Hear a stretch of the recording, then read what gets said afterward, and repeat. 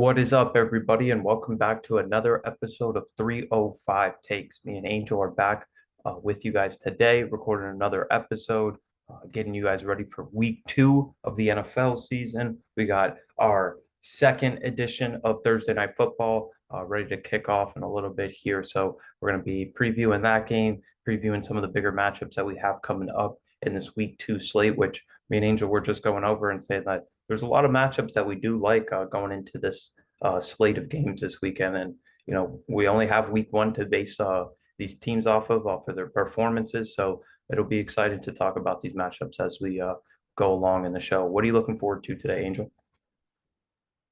I'm actually looking forward to probably some of your bets because at least last week, bro. I mean, one was just bad, but we didn't expect that one. I actually thought that was like probably the key best one to it. But I always love the bets because, I mean, that's how you can earn an extra side money. I'm like, hey, sometimes Vegas gives you free money, but sometimes you think the bet is so golden, but it's actually so bad. Yeah, yeah, those are the worst. Those are the absolute worst for you. Like, how could this lose? And then next thing you know, you had no shot at winning the entire game. Yep. I mean, it happens, but that's also the beauty because you don't know. Got to take the go with the bad, man. So let's get right into it. We'll start off with our first matchup of this week two NFL slate, and it's a matchup that we had last year, another game in prime time. One of the games that, once we looked at this Eagles schedule last year after they beat Minnesota, we were like, they might not lose another game until like December. And we have the Minnesota Vikings traveling to the Philadelphia Eagles. And I mean, I think really the biggest thing about this matchup is that there's already a bunch of injuries. And I get that it's, Thursday night game, which a quick turnaround from having just played Sunday, but it seems to be always a factor in these Thursday night games. So the Vikings will be without their starting center, Garrett Bradbury, while the Eagles will be missing starting defensive backs, Reed Blankenship, James Bradbury, and running back Kenneth Gainwell. So we'll see how those injuries impact the overall game. I think So I we think see the this Andre is Swift sighting, Rashawn we, Penny. yeah, especially for fantasy owners, that'll be a interesting development. I saw a funny tweet that was like DeAndre Swift will either go for over 100 yards and two touchdowns tonight, or he'll have exactly 25 yards on six carries. There's no in between. So I thought that one was pretty funny, and it's honestly a big matchup. A lot of big guys playing fantasy wise. You got the two receivers in Philadelphia along with Jalen Hurts. You got Justin Jefferson, Kirk Cousins, and even Hawkinson who had a strong week one performance going for Minnesota. So what's your take on this game, Angel? I'm gonna be honest, man. I'm really not looking forward to this game. I understand some people are, but I just don't know what Minnesota's gonna do because Alexander Madison, everyone was expecting big things out of him. Nothing really happened in week one. And then outside of Justin Jefferson, I understand Jordan Addison's a rookie, but it's hard for Minnesota actually gets someone to create separation because we saw in that second half once Tampa really boxed in Justin, Minnesota just couldn't move the football. So I don't see how Philly can't do it because they have Darius Slay who played really well against Justin last year. Obviously, Justin's like going to be motivated to win, obviously tonight. But also the other factor is, bro, Kirk Cousins is just not good in primetime games. It's not that it's a myth; it's just a fact. Like Kirk Cousins has not been good, so I'm not really looking forward to it. I think Philly will kind of like win this game, not by too much, but I think it'll be more than comfortable of a win. I think by at least two possessions. I actually think this game is interesting on Minnesota's side because when you look at it, they have a tough schedule coming up. So after this week, and we know, they lost at home to Tampa Bay, a team that I don't think any of us really expected them to. And probably, if you ask them honestly, they're not a team that they should have lost to in week one. And like you said, I want to see how the offense responds because, for Justin Jefferson to have over 100 yards in the first half and then essentially be shut out in that second half is just classic Minnesota Vikings when you're like, how are they losing this game? Like you switch on the red zone and there's nothing going on and they get the ball back and still nothing's going on. And after this one, they have the Chargers going to Minnesota next week. They go to Chicago.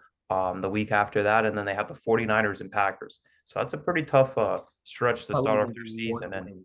That's about it. Maybe And one. if they lose this one tonight, they're staring down 0-2 going into having the Chargers come to Minnesota. So I think it's kind of a must win for Minnesota to get their season off to a strong start and put that Tampa Bay game behind them. But with a Minnesota team missing an offensive lineman and the strength of this Philadelphia team being that defensive line and specifically that interior of their defensive line, whether it's Fletcher Cox, Brandon Graham, Jordan Davis, Jalen Carter, like that's a They can huge problem. rotate so fast, and it's not like you're getting a break. No, you're actually getting just as good as a guy who was on the bench. Yeah, and you're getting an absolute beast out there too. Like actual game records, people are going to make an impact on the game, even if they're not, physically sacking the quarterback, but putting them under pressure and hurrying up the quarterback. So, especially like you said, we know the Kirk Cousins reputation for these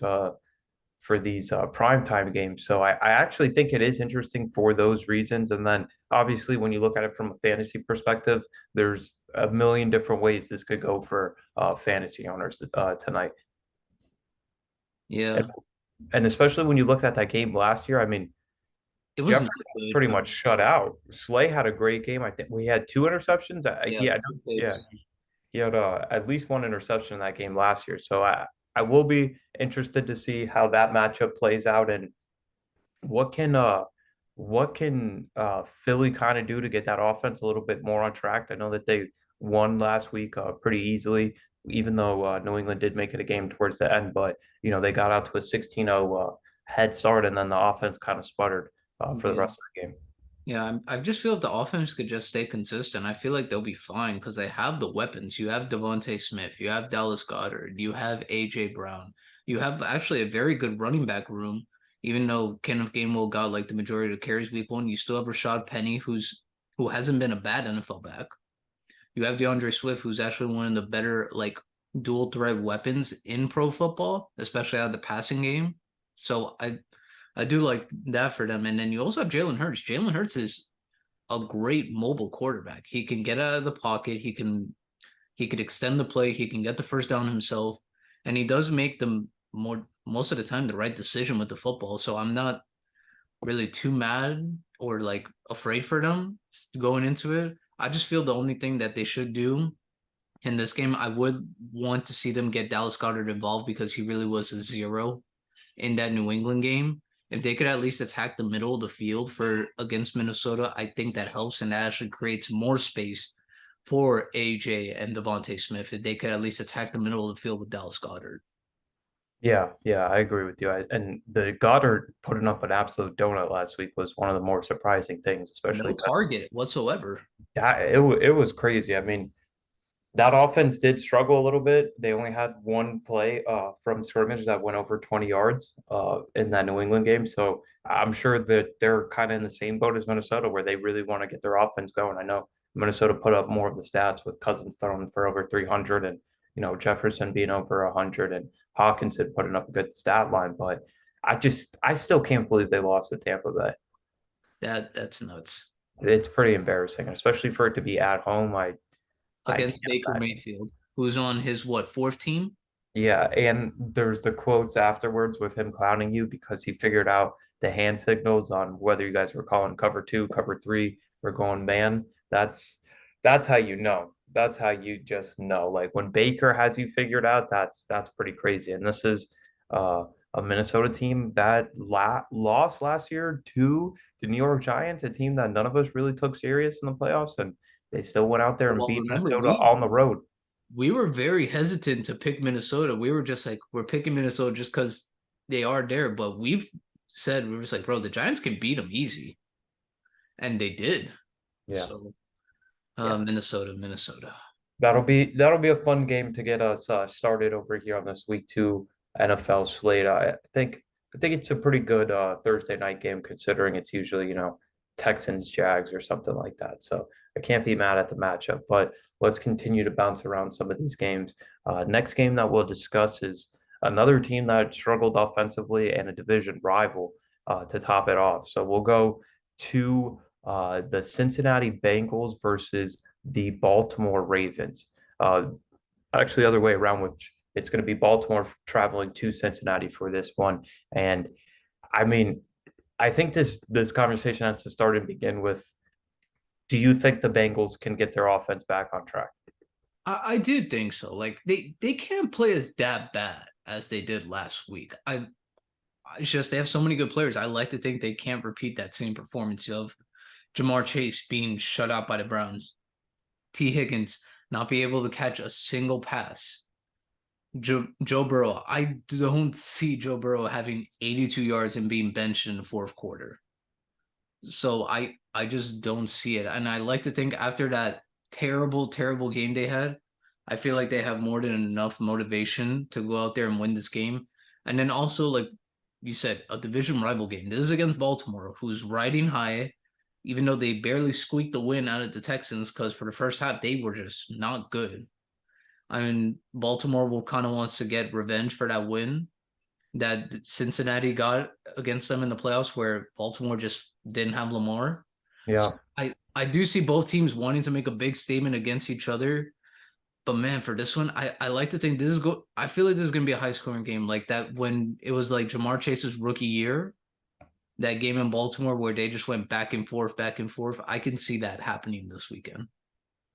Yeah, and this is pretty much a motivation spot for Baltimore because I mean that game last year in the AFC wild card where Cincinnati just squeaks out the victory 24-17, even with Tyler Huntley being the starting quarterback for Baltimore. And, we all remember that play at the goal line where they fumbled the ball and Sam Hubbard was able to take it the other way 98 yards. And if that doesn't happen, we might be talking about a completely different game and a whole different outcome to the playoffs last year. So, and, the Bengals, they're back to back AFC North champions. And you just saw them, get kind of cocky, or I'm not even going to say kind of, they got cocky before that Browns game. We got the infamous Elves quote by Jamar Chase. And then, like he said, they admitted to it after the game. He said, I called them Elves and we still lost. Like, that's not something that can happen. So we already saw this Bengals team go into a divisional opponent and not show up at all. I mean,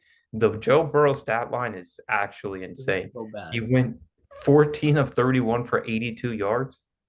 That's awful. Like that is so bad. And I will give him a break because he was dealing with Yeah, the he calf hasn't injury and practiced.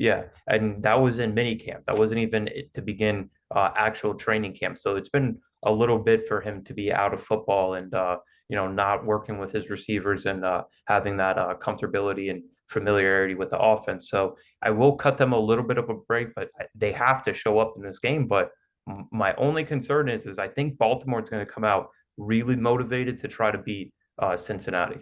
Oh yeah, they have. This is like you said, division rival. When it's those AFC North games, those are not like pretty games. Those are pretty ugly games. Like they go in there with the intention, like I don't like you, you don't like me. Let's see who comes out on top.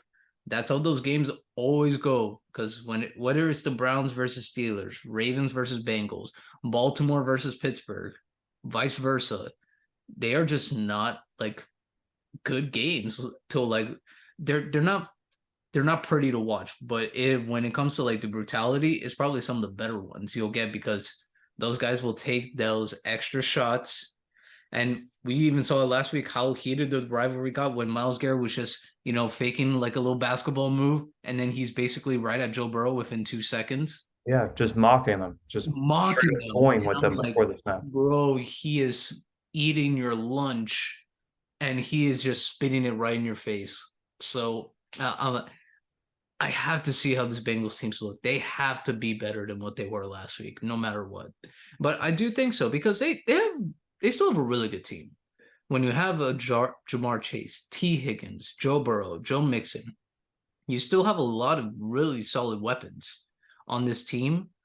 And I believe that their offense, I mean, it's the third year that they're all fully together. So they know the plays and And they're we've talked building. about this before. I mean, this is kind of put up or shut up for them as far as this core group because we've seen the reports that T. Higgins is going to wait till the offseason to start negotiating on a contract extension for him, so that he might potentially be gone after this year. We've He already might seen even Joe be a trade Mixon target. have He might even be a trade target to be dealt by the yeah. deadline.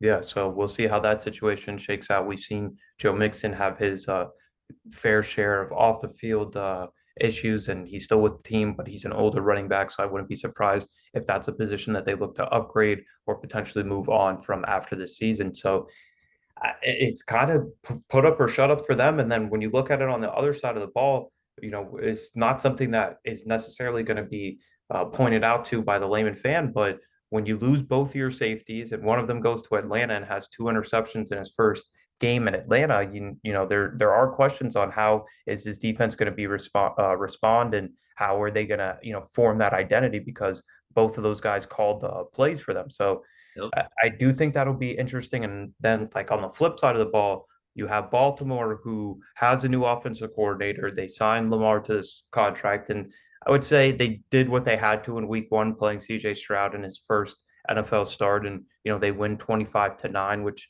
nothing spectacular. They had 265 yards of total offense and averaged 4.6 yards per play, which is just kind of whatever. But they took care of victory. They put 25 points up on the board. So can't be too mad at it. And I honestly want to know, like, how much of their new offense did they really show in this Week 1, because knowing that they have Cincinnati coming up the next week, and then they have Cincinnati, Cleveland, and Pittsburgh in 3 of the first 5 weeks of the NFL season. So with those being divisional games, I wonder how much of the offense they actually showed in that Week 1 matchup. But they also kind of were getting bullied a little bit by the Yeah. Texans defensive line in the first half. They Yeah. pressured Lamar Jackson on 7 of his 12 dropbacks, and Ronnie Stanley and Tyler Linderbaum, two of their better offensive linemen, uh, have been in and out of practice this week. Harbaugh said that they're week to week, so we'll see if they're going to be active for game time, which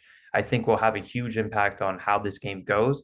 But honestly, I think you're right. I think this is going to be like a classic AFC North matchup where it's not going to be the prettiest. We're going to see a lot of punts.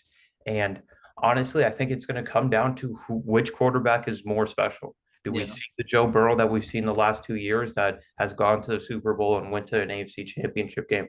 Do we see an electric Lamar Jackson that now has a new toy with Zay Flowers and has his old reliable tight end Mark Andrews coming back this week? I think that's what it's going to come down to.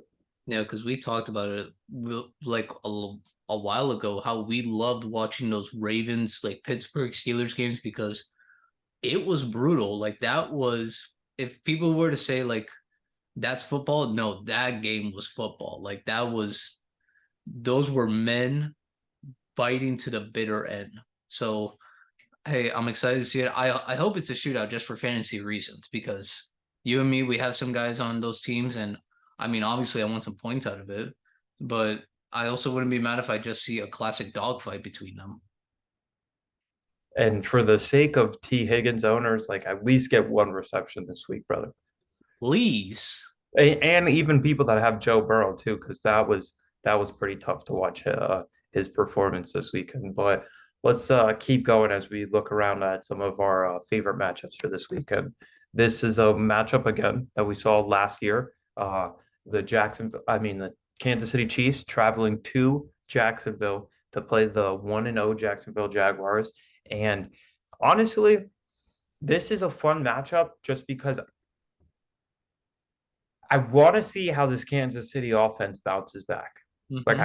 that's the biggest thing for me. Like, what is their game plan? Obviously, I think we're all expecting Kelsey to be back. There Yeah. was a If we bunch have of a heartbeat, lobbying. I you can know that we expect. saw reports of that he was trying to play basically up until game time last week on Thursday. So I would assume that it was even a discussion that hopefully with a week more rest he'll be able to go for this one. But I really want to see how that offense looks. And I mean, do we possibly see them move more to a running game? Start leaning heavier on Pacheco and just try to make more It is. simple routes? I don't know, because after that Week 1 performance, I just don't know what you do. Yeah. I actually wouldn't even be mad if they go more to the run game, because they do have actually a really solid depth of chart of running backs. Pacheco, Jerick McKinnon, Clyde Edwards-Helaire. You have some backs. Obviously, it's if Andy Reid and Patrick Mahomes decide to do that, I think that would actually benefit them because at least they know teams are going to be expecting to run more, and maybe that could free up plays for Watson, Tony if he actually wants to play good. Um, Sky Moore, Ross. Like they have some skill players there. It's just man, they were awful that first night. And then if you have Travis, obviously that makes everything like a lot better, especially for Kansas City on third down. But I don't know, man. To me, what really like what hurt the Chiefs, bro, those two tackle positions, they were just not good. I generally thought the whole time that first game, I thought Jawan Taylor was like offsides. I really Yeah, that was I was weird. like, That was weird. and then did you see the video someone kind of made? It's like he kind of told what play was based on his leg. Yeah, I've seen that before. Yeah, yeah. And I was like, hey, if someone could figure that out, cool. I mean, that's just a regular person. And then if they found that out, obviously Detroit figured that out and they weren't gonna, say anything because they're like, all right, he might be false starting, but at least we know the play that's coming. So I do want to see that, but I'm actually more excited for the Jaguars, man. I really, really like this offense now. With the addition of Calvin Ridley, I think it's so much a better game for Trevor Lawrence, so much better game for Trevor. And then you have Travis Etienne. I want to see how he does now with Chris Jones coming back and possibly playing in this game. See, are they just going to pound the ball and make sure Mahomes is not on the field? Do what I thought Detroit Lions were going to do, just run the ball. So I'm very curious to see this because the Jaguars, they want to make a statement. They want to say, we are here. We have we have an up and coming team and we're just as good as any team out there. Yeah, and like you said, I think this is a big opportunity for them to make a statement because I think Kansas City is still kind of trying to figure out what they're doing offensively. So I think you can capitalize on that while it's still early in the season. And then they still have upcoming matchups against Cincinnati, Baltimore, San Francisco, and Buffalo. So you need to start stacking victories, while your team is relatively healthy and, you have everything aligned. But I think Jacksonville is going to be a team that a lot of people start hopping on the bandwagon because of how talented they really are. But my only thing is that I don't think they necessarily know how to win yet because that That's fair. Indianapolis game was very, very Very sloppy. And shaky, yeah. yeah, They and they're Yeah, no, I was gonna say they could have won that game outright, but they let the Colts get back in that game. yeah, 100%. And it took for the Colts to make some key mistakes for it to, for the score to be as lopsided as it was. But yeah, um I think the fact that they are fully healthy and we saw how Calvin Ridley looked in week one of this offense. I can't wait to see what he does the rest of the season. I think it's pretty much a perfect marriage between Lawrence and Calvin Ridley. I know that is probably not the best news for one Christian Kirk, but I personally like how this offense goes. I want to see how involved Tanks Bigsby is going into this offense, especially because they do have ETN, but Bigsby is obviously like a bigger back and like could handle more of that goal line running game. So I wouldn't be surprised if he kind of vultures ETN and some touchdowns as the season continues. So I would look forward to that if I was a fantasy owner, potentially in the running back market. I know Bigsby was a popular guy as far as the draft went. So we'll see. But I just think this is the most uncertain we've been about. I know it's only 1 week, so I'm not trying to like overreact or sound like there's necessarily a problem, or I don't think that they're Super Bowl contenders. But this is definitely the weirdest stretch we've really seen from this Kansas City team outside of what was it, like 3 or 4 games when teams were just sitting back with two safeties and kind of daring Mahomes to take what was in front of him instead of trying to take the top off. So I'm just kind of fascinated by that point. What can Andy Reid show us? I mean, if they struggle again, I'm sure all the conversation next week is going to be what wide receiver are they going to go out and try to make a move for, because I doubt that you can really just let, especially because it is Patrick Mahomes and he's so good that you can kind of see that these guys aren't helping him. He's making their lives easier and they're not making his life easier. So I think it'll be fun just in that aspect. And then, for this Jacksonville team, similar to how we were just talking about in the Cincinnati Baltimore matchup, this Jacksonville team wants to show that there's a new team, a new power coming through this AFC. So they're going to want to show out. It'll be at home for them. So their home opener. So I think it'll be a fun matchup. Lawrence versus Mahomes. I like the sound of that one. Yeah, I do think Trevor can. I feel like with the team this year, I do think Trevor Lawrence could really get into that conversation of maybe kind of knocking on the door that he might be top 5 in the NFL because he has all the talent in the world. He's big. He's got a strong arm. He can run. Yeah, he can move. Saw Yeah. him roll out of the pocket, throw a dart to Calvin Ridley. I I feel like he can really put on a good stretch of football. But mainly, like you said, I'm if Kansas City loses this game, this is going to be one of the stretches we'll be like, man, like are they actually any good this year? Like is Yeah. this the year we see like Kansas City kind of like fall back down to earth after being on this unbelievable ride for 5 years? It's So gonna be it's gonna be the loudest the conversation has been around them since this Mahomes stretch really started. yeah, so I'm very curious on that part, but I do think this will be a very exciting game. And for any fantasy owners, I feel like this could be something because we did see that the Chiefs offense they had plays. It's just everyone dropped the ball, but who knows if maybe they're motivated this week. Who knows if Ross gets more snaps now? Maybe Sky Moore is probably in the slot instead of being on the outside. And who knows? Maybe they use Kadarius Toney in a different role. Maybe he's out of Yeah, the a backfield and left they just bench get him off the ball. or just left bench. Yeah, he could be, very much could be. And then with Travis there, like we said, it has to be better. Like it has to be better. I just think more teams will now really double Kelsey, and then maybe everyone gets one-on-one coverage. And who knows if someone's wide open, like so wide open, they're like, all right, let's see if he catches the ball. And what if he does? Yeah. Well, it's definitely something we could see. But I will say that is a fun matchup, but it's not the most exciting matchup I'm excited for. Oh, so our final and last matchup is the one you're most excited for? I actually really like this matchup, man. So we will talk about our Sunday night football matchup with the 1-0 Miami Dolphins traveling to the New England Patriots. And I honestly I agree with you on it being a fascinating matchup because I I just I get so scared of the Dolphins traveling up and playing Bill Belichick, and I don't even really understand why. Because the Dolphins, for some reason, even when they weren't good and the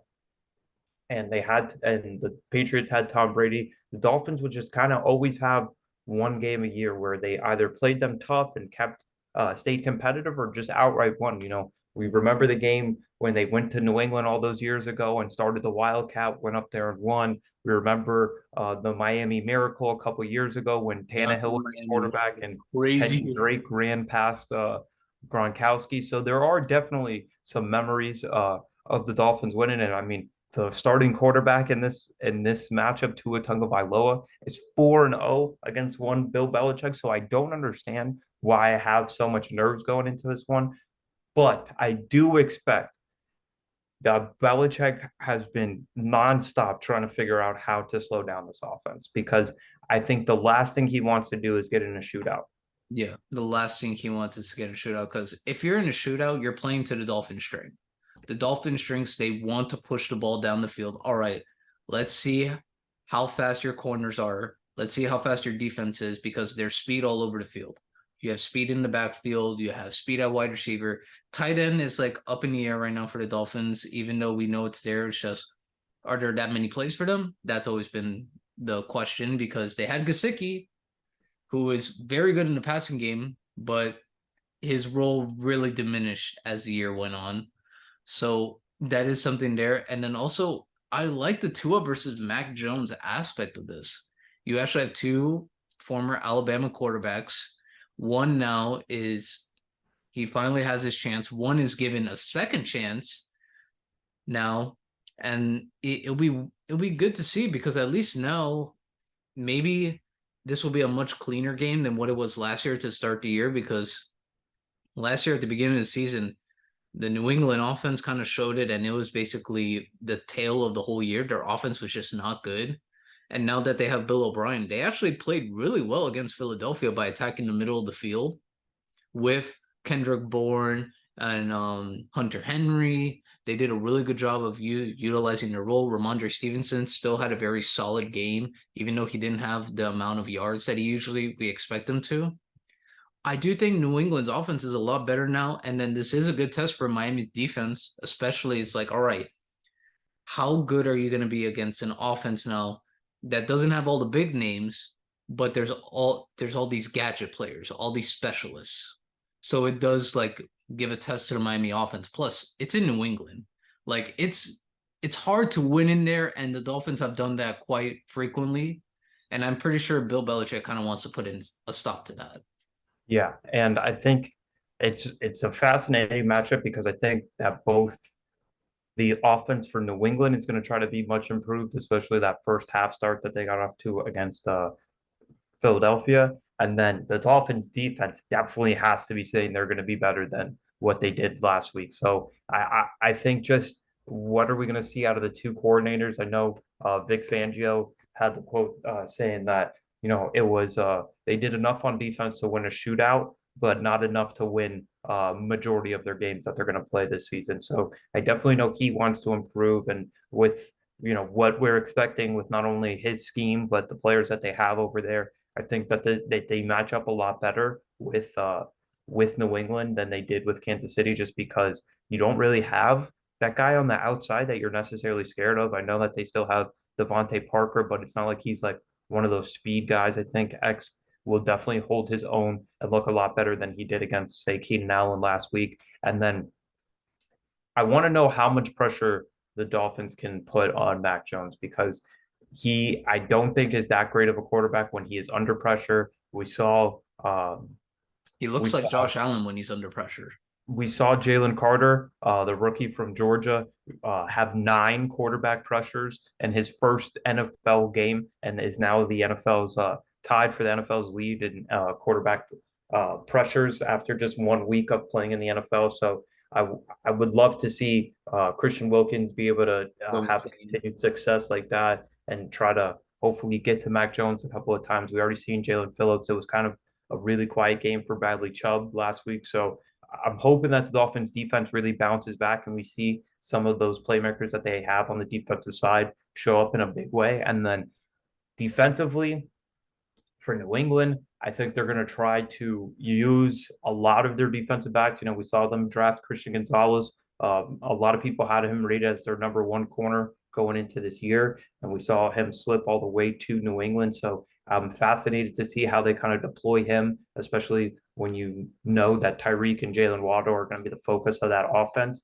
What can Belichick scheme up to try to slow them down? And then I want to know for the Dolphins offense, is this offensive line play legit? I mean, to not give up a sack to Mack and Bosa last week and to do that without Teron Armstead active That was was very impressive. mind blowing to me. Like, you could have given me 100 guesses, said what is a perfect Yeah, situation that for the would be Dolphins. the last one on your line. Would have never gotten that one. Would have never gotten that one. And we know that New England, same thing as their secondary, where they have a lot of different versatile guys where they can move inside or out. We know about Matthew Judon. They have Uche as well, who's a quick guy that can get around the edge. So I think it's going to be a really, really fun game, a really fun chess match between the two coaches in this one. And we saw how much Tyreek Hill was in motion this week before the snap, trying to get him just matched up on different guys, keep the defense guessing. So I think we're really in store for a fun Sunday night football matchup.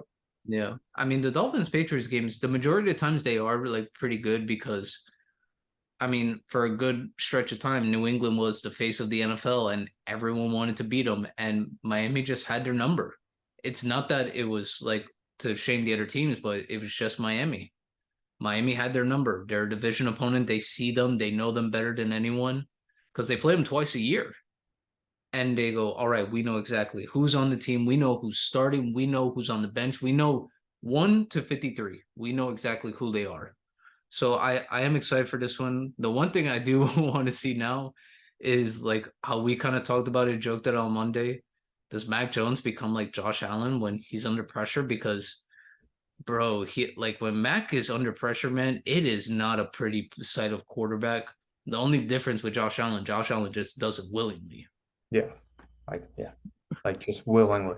I'm trying to make this as hard as possible for myself. Yeah.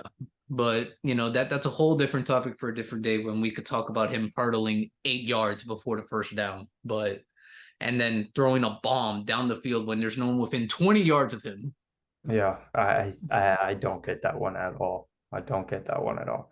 That guy, he wants to be superhero, man, but you got to pick and choose sometimes, brother. Can't always be that reckless, and especially when you're facing a team that had a calamity like that with the Aaron Rodgers situation, that's a game that you just absolutely have to win. I generally felt like they could have pulled in New England, just run the ball the whole second half, and maybe have one pass, and I felt like they still would have. Yeah. And I mean, I there was no vision in my head that there was any way that the Jets would have remained competitive in that game. So kudos to them, and we'll see what happens in this crazy, crazy division. And if the Dolphins can get out to that 1-0 start with a victory on Sunday Night Football, I would be absolutely elated. So that is Expect our Miles to be here on Monday, just talking a lot of smack, but it would be well earned because 2-0. 2-0 and 1-0 inside the division. So we'll definitely be recapping that for you guys next week after we get through these games. So those are the games we are looking forward to with this week 2 schedule. We'll continue with our segment of Miles's best bets, a segment that we gave out last week. Unfortunately, we went 1-2 with 3 bets that I gave out. Didn't get the Pacheco anytime touchdown. Did not hit the over in the Patriots Eagles game, but we did get the Raiders +3 last week. So we'll do something similar this week where I'll give you another prop bet that I like in this Thursday night football matchup between the Minnesota Vikings and the Philadelphia Eagles. So we're going to start off. I'm going to start off. This might be a little bit of a trap, but I do like that it's at plus money. I'm going to go Justin Jefferson over 7.5 receptions. It's at plus 110 right now. So I think there's a couple of different ways that this could play out. I think he could just hit it in a normal game, but I also think that because of the banged up Minnesota offensive line, I would not be surprised if they do have some turnovers on offense, or if their offense is just not moving the ball and late in the game they need to start, chucking it all over the field. I think Jefferson's going to want to put that second half against Tampa last week behind him, and the matchup. I'm assuming he wants to win the matchup, especially against Darius Slay, the one that we talked about earlier, where Slay got 2 interceptions against him. So I'm going to go Justin Jefferson over 7.5 receptions to start it off for the Thursday night. And then there's a lot of games I low key like in this week 2 matchup. So I'm going to give out a side and a total for you guys, similar to what we did last week. My first one, I don't really understand this one. I'm going to just play it because I didn't like how one of these teams looked and I liked how the other ones look. I'm going to go Packers -1 at Atlanta. I thought this would be like a -3, -3.5.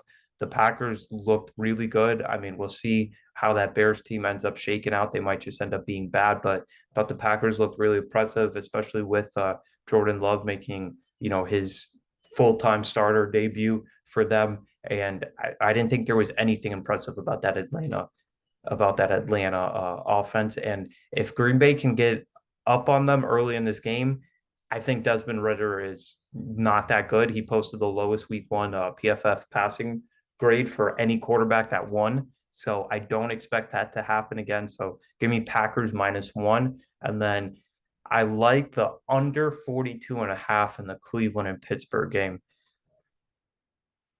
Cleveland struggled last week on offense, even though that they were able to win the game. Now they're starting right tackle. Jack Conklin is going to be out for the year with a serious knee injury. The Steelers look like they could be without one of their starting offensive linemen, Okafor, their right tackle, is it seems like it's going to be a game time decision for him. Deontay Johnson already came out with an injury, so now you factor in the fact that Pickett did not look that good. You can say whatever you want about how he played before and after that hit. I'm not a doctor. I'm not diagnosing him, but I don't think that there's going to be a lot of points put up, especially when you have offensive line injuries on both sides of the ball. And on one side, you have TJ Watt, or on the other side, you have Myles Garrett. So give me the under 42 and a half in that one. And those are our best bets. So we're going to go Thursday night, start off with a little Justin Jefferson at plus money over 7.5 receptions. Then we'll go on to the Green Bay Packers -1 against the Atlanta Falcons. And then we'll do under 42 and a half in the Cleveland Browns and Pittsburgh Steelers game. I really like the Packers bet. That one's good. I like that. -1, I don't understand, but I mean, that has to be a trap. It has to be a trap. It has to be like how I said. Some bets are just too good, and you're like, bro, I'm robbing Vegas. Like, what is this? Next thing you know, it's like you're going, wait, hold up, what happened? Yeah. How did the Packers lose? Yeah. So I mean, that is something to watch, but I think it's probably put in a factor of maybe Aaron Jones might not play, Christian Watson might not play again.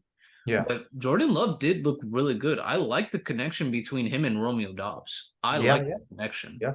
I thought they looked really good. I mean, it could also just be they look good against a bad team in that Chicago Bears team. So That's very fair. If someone were to say that, I wouldn't be too mad at that.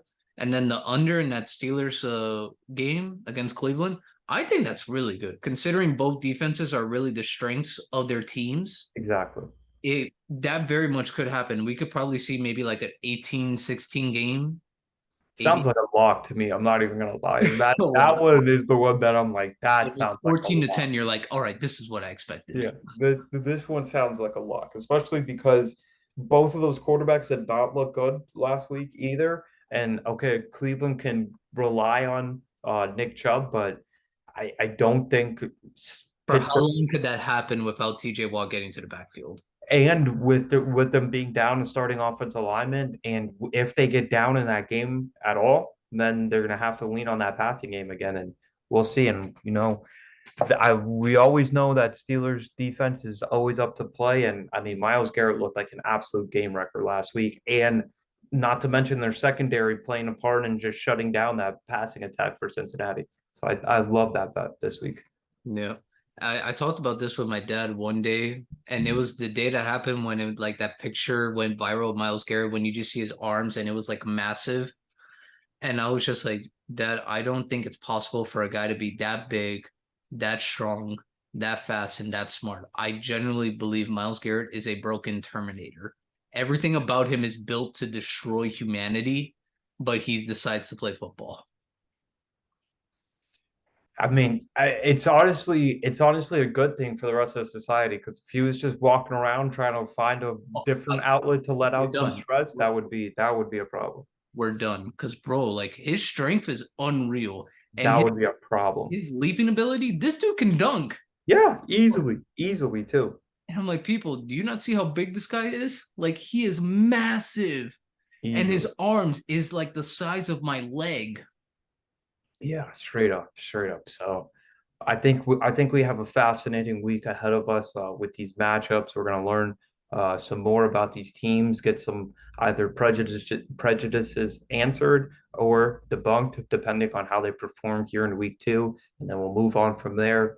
We'll be back next week breaking down all the matchups that we saw, analyzing some of the interesting games and the storylines heading into week three. And I mean, I'm excited to watch some football again this week. I think this is a really great slate of games, and there's matchups like I also like a game we didn't talk about. I like the C.J. Stroud Anthony Richardson matchup that we're gonna get this week with the Texans and Colts. So it'll be a fun week of football for sure.